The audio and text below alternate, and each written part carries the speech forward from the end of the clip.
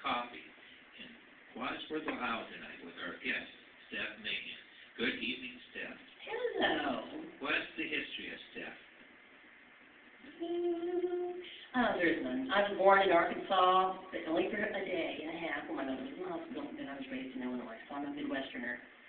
And, I saw Bobby Gentry when I was about 5 years old and was like, I want to do that. And lo and behold, my mom and dad bought me a guitar a few months later, and I've been basically doing it ever since.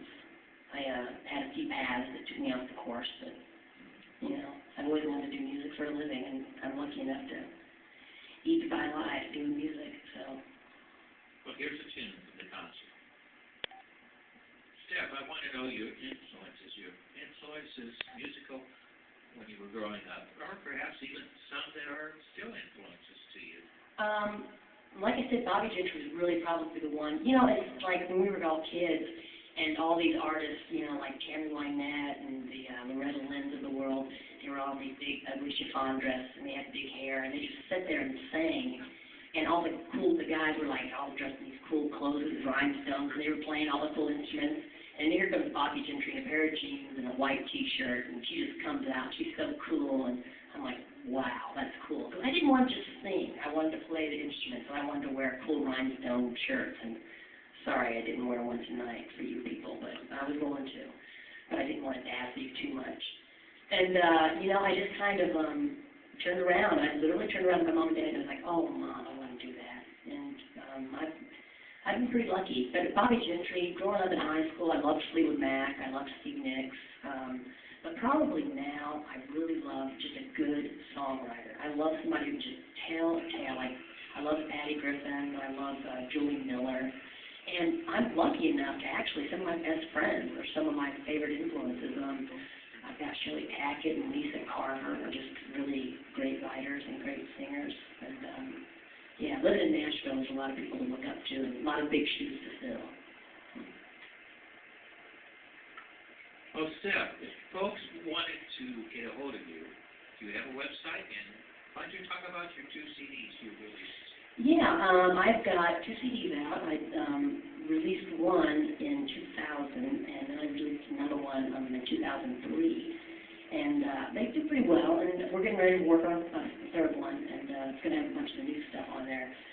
We also just did a DVD, which has a lot of my live show is kind of odd because I tell stories of why things were written, and it's fun. I mean, it can get kind of serious, but I write because I write about things I know, and I will tell the stories behind why I wrote something. And the truth is, I'm probably more who I am when I'm on stage than I am off stage. And because, this is who I am, and I write songs about my broken heart, and I write songs about my dad and about my friends who died, and I'm just more honest. But these CDs have done really well for me. They've taken me all over the world, and I've been pretty lucky. And you can get them on CD Baby, or my website is just steffmahan.com, with 2 F's. S-F, not PH. Don't give me a PH. I won't. I'll kick you a cornhole. Okay.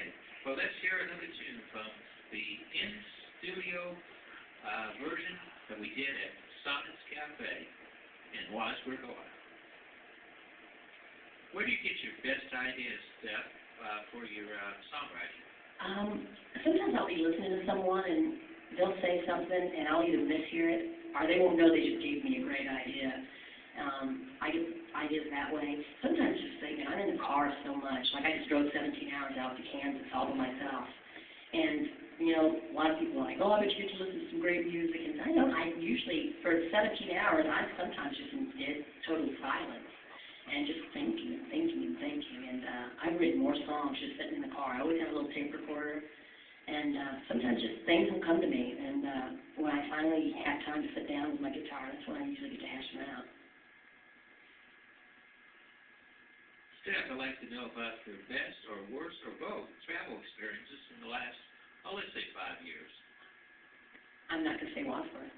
I like it here. Everyone's very nice. So that would be a good one. That's a good one. Actually, probably one of my favorite ones that I always will remember is I was doing a festival. Me and Tracy Lawrence and a couple other big, huge country artists. We were doing a huge festival. And, of course, I was not with the big artists. I was one of the openers. And I'd come to find out that there was this little bitty girl who was in a wheelchair, and she'd been in there in the dead of summer. It was like hotter than heck there in the middle of this festival. And she'd been sitting there since 9 o'clock that morning. And she'd waited to, she'd get front row when all the big artists came. And I caught word of this, and I got on stage, and I called her out, and I had some of my people take her down a T-shirt and a couple of CDs.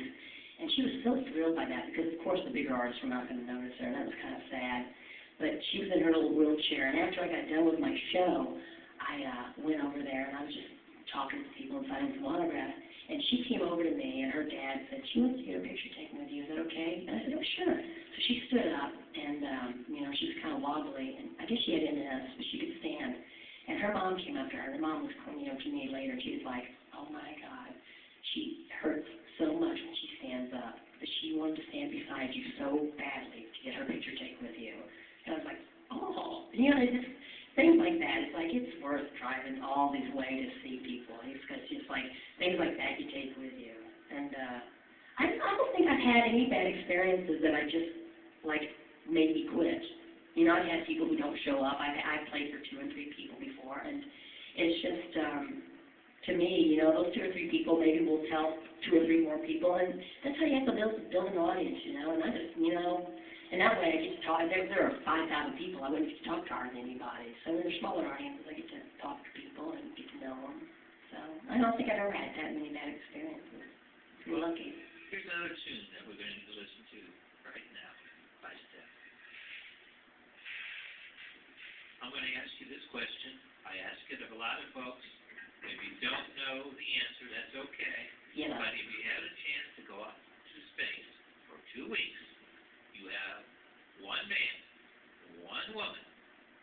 Who would you take? Oh, the Clintons. Both of them? Yeah. All right. That's a good choice. Is there any reason? I think because they're so smart, and if there was a great debacle, they'd be able to fix it, or call somebody who knew. Because I just want to sit there and enjoy. So they'd fix it all. So the Clintons, yeah, totally. Steff, if you had any advice to give to our younger players in this area, Akron, Canton, Wadsworth, and Cleveland area, what advice would you give to them? Any kind of advice? I will just tell, I'll give you the advice my dad gave me when I was in advertising for years. I was just telling these guys over here the story, and I made really great living. And when I got off with my first writer's deal, making $150 a week, and I was like, how do people live on that? And my dad said, it's better to have a good life than a good living. And I hit the road, and I just have never really looked back since. And I sometimes wonder how I'm going to feed my dogs and, pay my bills and stuff. But I always seem to, eat my life. And I'm probably happier now than I was when I was making really good money. It's just, you have to do what you love. Either being an art teacher or, a translator or whatever you do, you got to love it. And, so. Well, it's been lovely having you here at Sonnets and on 91.3 The Summit tonight. Will you come back and do the show? Oh, heck yeah, I'd love to. Will you tell people to come? I will. Thank you. They can touch my cornhole. We'll take that part. We have to. Okay, one more thing. Now, we're 91.3 The Summit. You know your name. You're going to say your name and say you're listening to 91.3 The Summit in Akron, Ohio, and you can yodel or whatever you want. Yodel? I'm going to yodel. Cornhole. No cornhole. No, that won't work. Can you do that? Well, nobody's going to see it. Well, I could know. Yeah. So I can read it. Okay, 91.3. Okay. Oh, but look, but no point. We're pointless. Oh, okay. So am I. That makes us 2 then. We're 3. Yes, okay. Stand by. Hey, this is Steff Mahan, and you're listening to 91.3. 91.3. Oh, okay. Take one. Okay. One more time. Hey, this is Steff Mahan, and you're listening to 91.3 The Summit, right here in Akron, Ohio.